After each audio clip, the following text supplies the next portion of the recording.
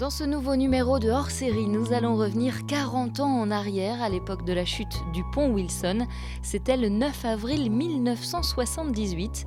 Nos témoins du jour sont Jean-Luc Porel, des Archives municipales de Tours, Gérard Mettet, instituteur tourangeau en 1978, Claude Labracherie, qui a réalisé un film sur la reconstruction du pont Wilson, et Gérard Dalle, ingénieur à la voirie de Tours à l'époque de l'effondrement.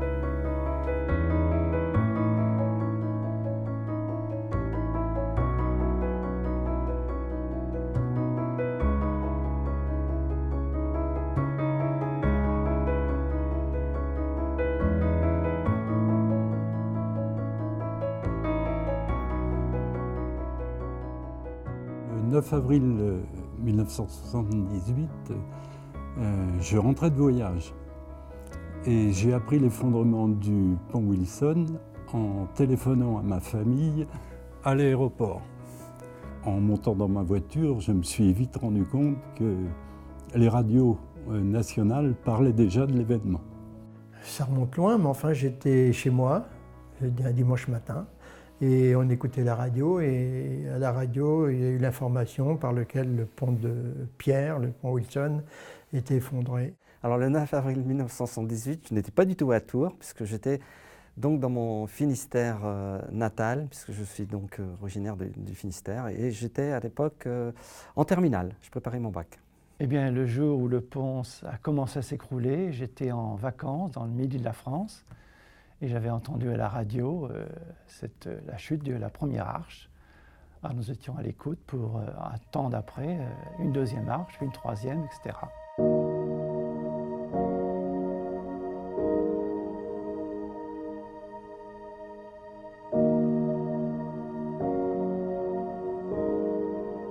Je suis descendu voir le pont, j'ai pris le pont de fil, comme j'habite Tours-Nord, le pont de fil, et j'ai donc constaté en effet que le pont était une partie et l'éboulement vraiment la moitié du pont, quoi.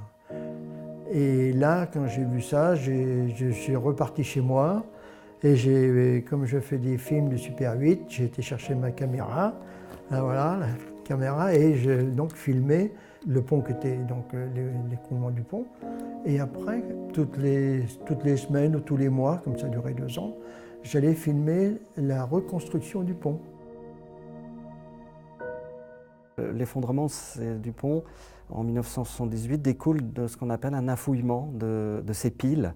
C'est-à-dire qu'au fur et à mesure du temps, la Loire a charrié les sables et les graviers qui constituaient la stabilité des coffrages des piles des ponts qui étaient en bois et en pierre et qui ont montré au fil du temps des fragilités.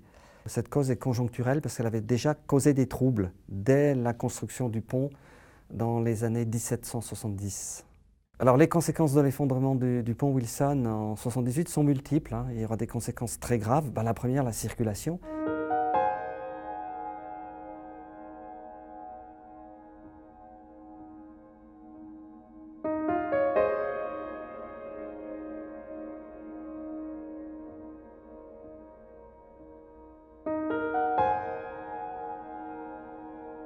La rocade n'existe pas et les seuls ponts, bien sûr, c'est le pont Napoléon et le pont Mirabeau. Moi, je travaillais au centre-ville, avenue de Gramont, dans un garage, le garage Renault, pour ne pas le citer. Et donc, tous les matins, il fallait aller. Donc, on mangeait en ville pour éviter justement de remonter à Tours-Nord.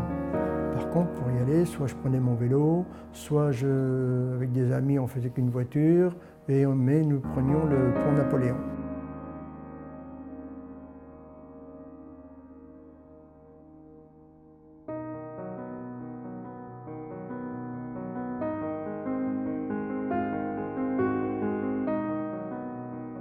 Le pont est aussi un aqueduc et lorsque les arches s'effondrent en avril 1978, l'effondrement introduit aussi la rupture des canalisations d'eau et donc l'impossibilité pour les Tourangeaux d'avoir chez eux de l'eau courante.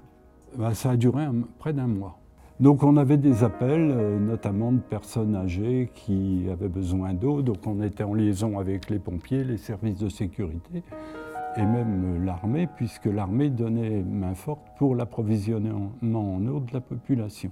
En définitive, on a été alimenté par Tournord, qui nous a servi de l'eau tout le temps. Tournord, c'était Saint-Cyr-sur-Loire qui donnait le pont, enfin qui donnait toute l'eau. Et par contre, c'était au niveau, il y a eu des coupures d'électricité. Ça n'a pas duré très longtemps, c'était vraiment passager. Le réservoir se trouve de l'autre côté, au nord de la ville, près de la tranchée. Donc il fallait refaire une liaison entre le nord et le centre-ville. Et la seule solution qui ait pu être possible rapidement, c'est de construire une canalisation sur le pont de fil. Et bien sûr, ce qui a occasionné la mobilisation du pont de fil. Ça veut dire que non seulement on n'avait plus le pont Wilson pour le public, mais nous n'avions plus, on n'avait pas non plus le pont de fil. 2 ponts sont construits à la demande du maire par la direction départementale de l'équipement, les ponts et chaussées.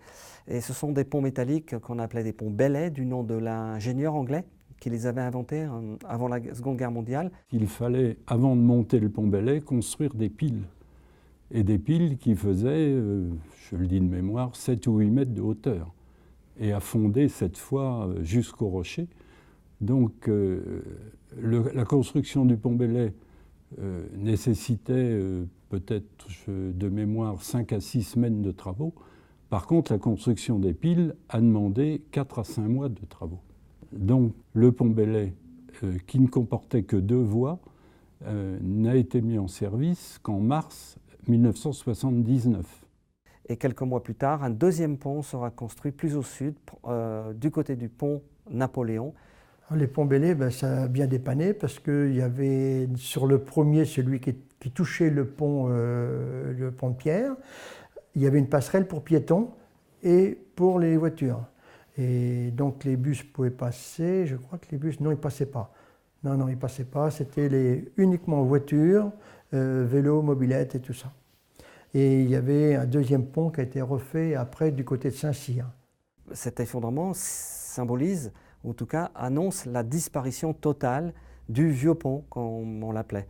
Et là, le maire de Tours, M. Royer, qui est très à l'écoute de ses habitants et qui est très porteur d'initiatives populaires, collectives, prend l'initiative de consulter les habitants et de dire voilà, quel pont souhaiteriez-vous pour réparer cet effondrement?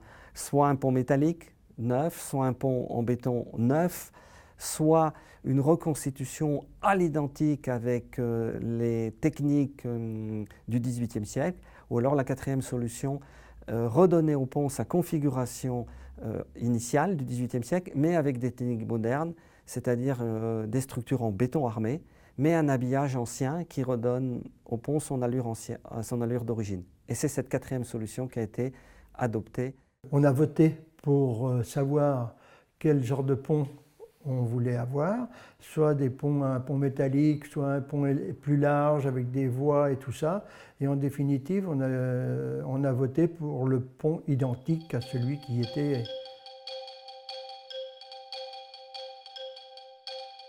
La reconstruction, bien sûr, s'est faite à l'identique au niveau de l'aspect, mais ce n'est pas à l'identique au niveau de la construction. On a bénéficié, bien sûr, des nouvelles techniques de construction, puisque c'est une ossature en béton armé et sur lequel venait un plaquage en pierre qui rappelait l'aspect initial.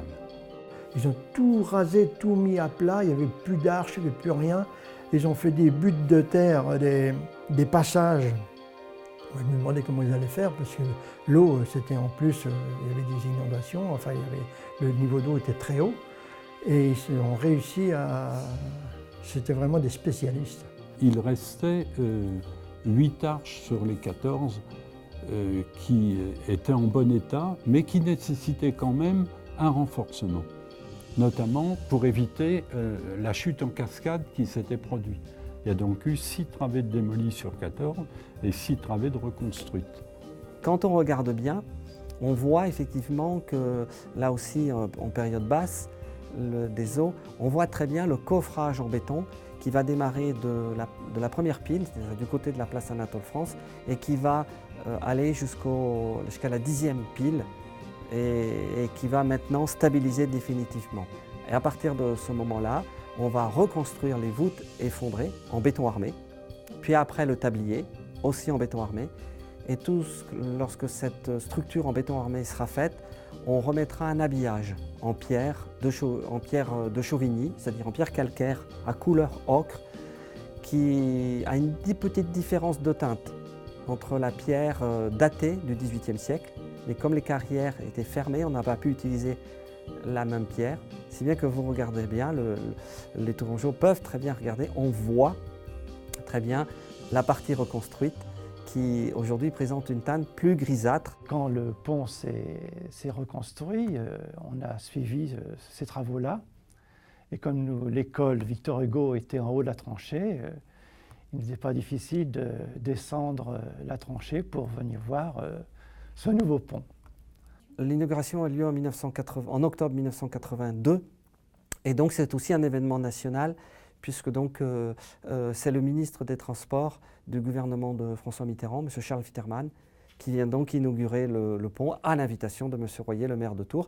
Et symboliquement, les Tourangeaux sont invités, après la coupure du ruban, à traverser à pied de la place Anatole France à la place Choiseul, derrière l'harmonie, derrière la musique municipale, remonter à pied, symboliquement, le pont, le nouveau pont.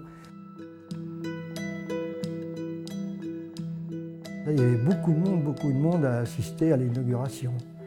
Et justement, il y avait donc la musique municipale, tout le monde. Là, j'ai filmé tout ça, c'était bien. Et puis tous les députés, je me rappelle, il y avait monsieur le maire, c'est sûr, le ministre, Fitterman, monsieur le maire Jean Royer, il y avait Voisin, le conseiller général, il y avait Proveux, la députée aussi. En 1982, j'avais un cours préparatoire, SCP. On a écrit des histoires sur ce pont. Donc les enfants, Michael écrivait, le pont s'est écroulé, ce sont les travaux. Donc on dessine les travaux avec les grues. Les messieurs reconstruisent le pont. Et puis c'est le pont tout blanc. Donc c'est le titre de l'album, nous avons mis le pont tout blanc. Le pont ne va plus s'écrouler, il est bien refait. Après la sécheresse de 1976, les ingénieurs des ponts et chaussées ont fait une visite d'expertise du pont Wilson, donc 2 ans avant son effondrement, et l'ont reconnu en parfait état. Et 2 ans après, il s'effondrait. Aujourd'hui, les ingénieurs diraient non, le pont ne s'effondrera plus. La preuve, c'est que le tramway y passe tous les jours, mais l'histoire va peut-être dire le contraire. Mais non, c'est trop bien fait maintenant, les travaux qui ont été faits, c'est plus comme avant. C'est quand même, et sur la Loire, il y a quand même plusieurs ponts. Ils ont été faits dans les mêmes catégories, dans les mêmes principes de travail. Donc, il faut avoir confiance.